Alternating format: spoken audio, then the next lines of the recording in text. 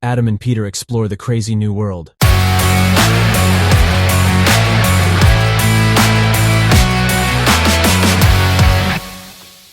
Welcome, Peter. Today I have a controversial topic for you.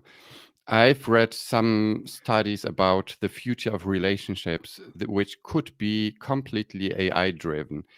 So, can you imagine having a partner, an AI partner in the future? So, someone who you are in a relationship with?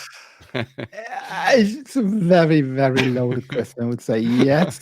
Yeah, it depends on the relationship level you talk about. So we're not talking about VR guns and stuff and where you can then see and touch things. No, a different area. So yeah, I think in a way, when we look on how we use our chatbots in a conversation, they are not friends, of course, for me not, but they are kind of interacting, and they, as human beings, we tend to make everything a human being. Like a little kid looks at the teddy bear and look, oh, how sad the teddy bear looks and stuff. This is just a piece of furniture, if you like, and they kind of assume, human beings assume that these things, which are just objects, have feelings and emotions because we reflect.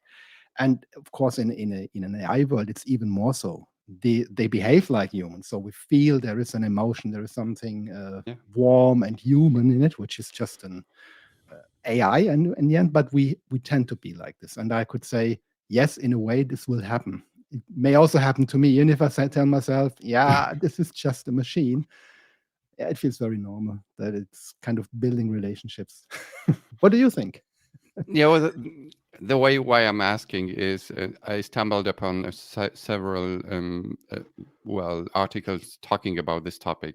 One of them was about Karen Majory, a 23-year-old influencer who has 2 million followers on Snapchat, and she started renting her time, the time with the AI replica of herself for $1 per minute. Crazy idea, but She sells her time.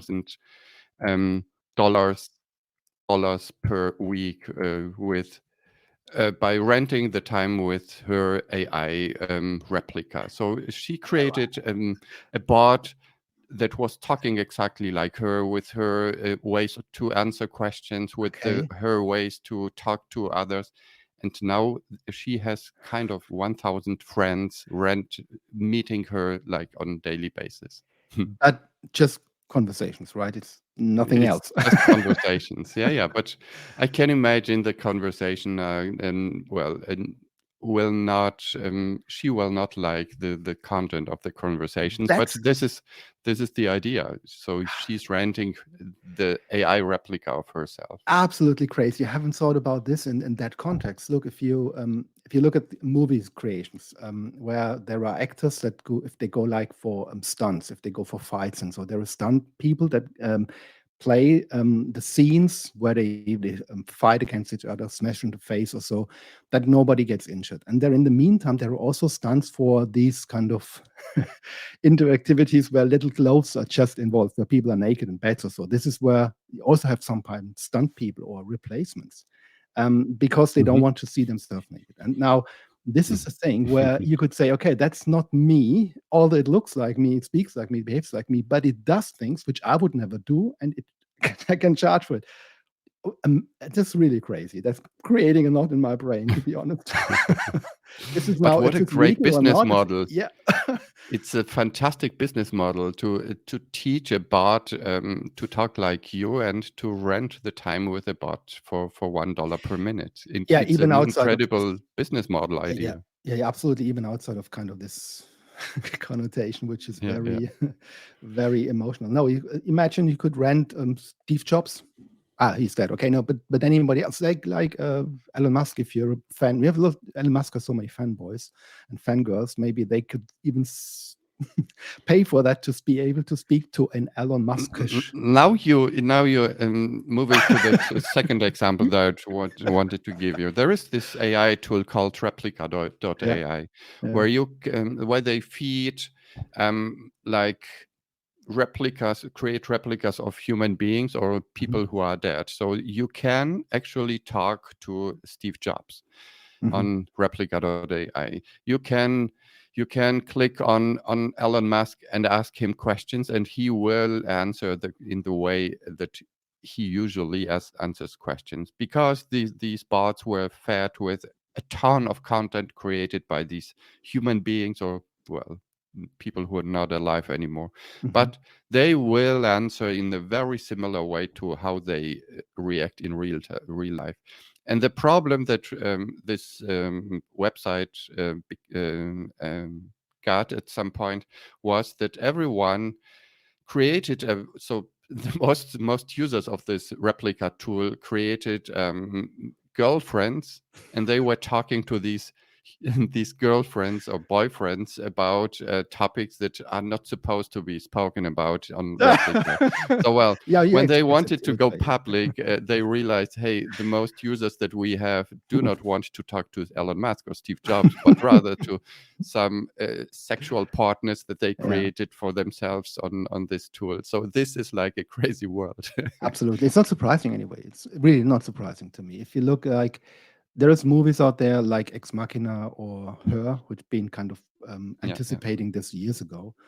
And it's mind-blowing how quickly we got into this area. When I recall this Ex Machina, which was in a way a great movie, wonderful scenery, and the story was also like, it touched me internally, because there's this threat that these artificial intelligence systems will take over and will kind of threaten the human beings, which I don't foresee. Maybe have a second or another session on this one alone. Is it really risky at the moment, and what do we see happening? But I found the idea behind it, the manipulation that comes from this sexual driver, is really mind-blowing. And if you look in particular some of these cultures which are already robotic oriented, we go in this direction, like Japan. I've seen studies around this, how the mating stuff and how young boys and girls get together or don't get together in Japan these days, because of manga, because of all these virtual things, the virtual reality, which is much more in their minds than in other cultures, which leads to a lot of isolation. It is just too complicated and too time-consuming and too effortless to have real encounters with real people, go out and pay for dinner and blah, blah, blah, whole stuff what you need to do to eventually get them into your bed. And that's where they go for the virtual world, much more than in other cultures. And I feel like this is something that will happen everywhere, I'm pretty sure. And this is shocking. Well, maybe it depends on how you see it, but I believe for society, this is not a good thing that's going to happen. Yeah, well, on one side, you don't want to be lonely in your life, and loneliness is a dangerous contributor to unhappiness in a society, and it's a huge topic. So loneliness is a huge topic. So most people, when asked how many friends do you have you can share your biggest problems with, answered with 5 some years ago. Now they have 0. So it's a topic. And when I found another study, this is one of my favorite studies. They had Ptsd patients divided into 2 groups. One group in Japan conversed with an actual human psychiatrist, and the other conversed with Sensei, which is a digital avatar. And they found that the patients were more forthcoming with the bot because the Sensei bot was more patient. It was available 24/7. You could talk to it anytime. It wasn't judgmental. So many advantages to real human beings. So people decided to spend more time with the AI tool, with the AI avatar, instead of waiting for the psychiatrist to come the next day or next week. That's also it's a two-sided thing. Instead of having no one, you may better have perhaps this one. I'm not surprised that this is out of Japan. For what I was saying, they're just more advanced in this thinking. If all the robot studies, when they go for these elderly people homes where people are mentally or physically not as active anymore, as let's put it like this, as young people, and they can get exposed to these robotic things and they accept it in a way. Yeah, it is a two-sided thing. Again, having such a assistant can be better than having no one. On the other hand, there is a risk in it, I would say.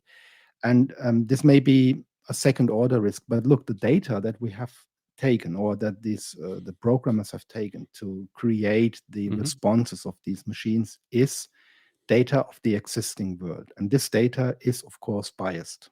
It keeps the Western thinking, the Western world, keeps everything that we know about sexism and racism and everything underlying inside. And you need to have a lot of activities on top to clean it out again, because the data that we used is not clean. It is not kind of equally balanced. It has a certain opinion. It's opinionated, you could say.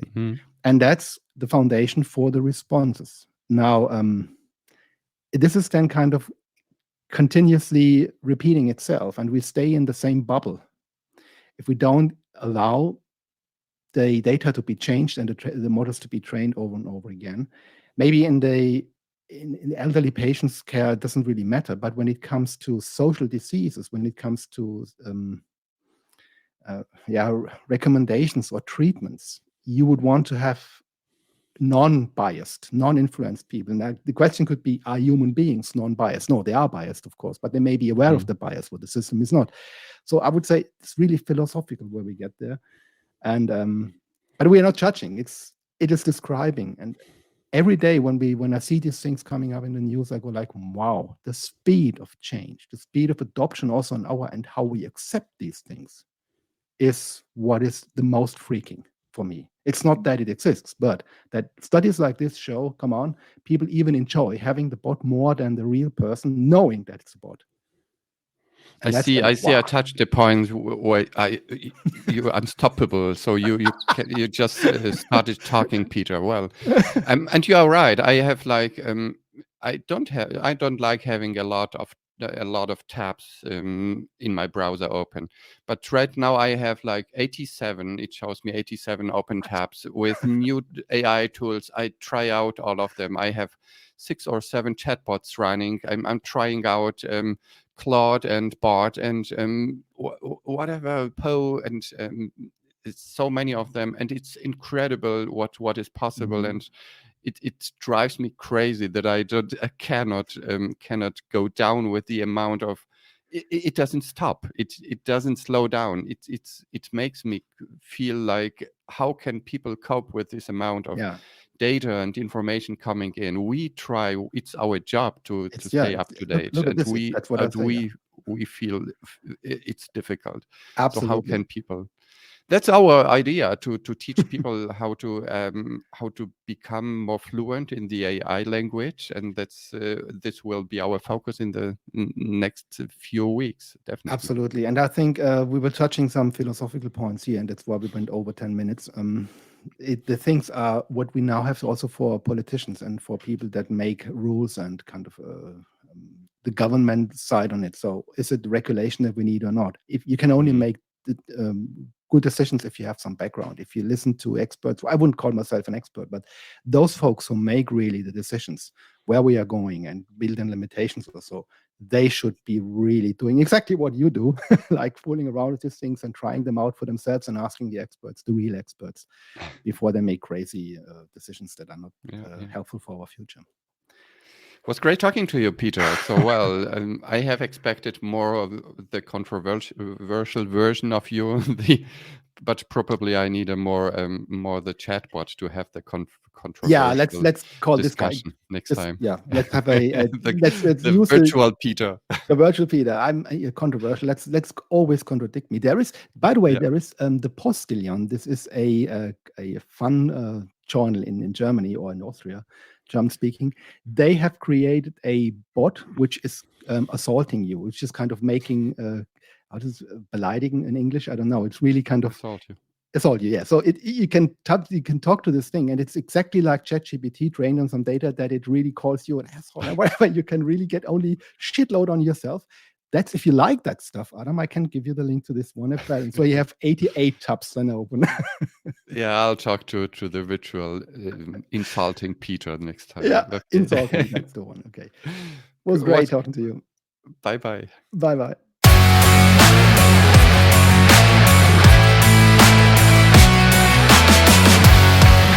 Stay tuned. There is more crazy stuff coming soon.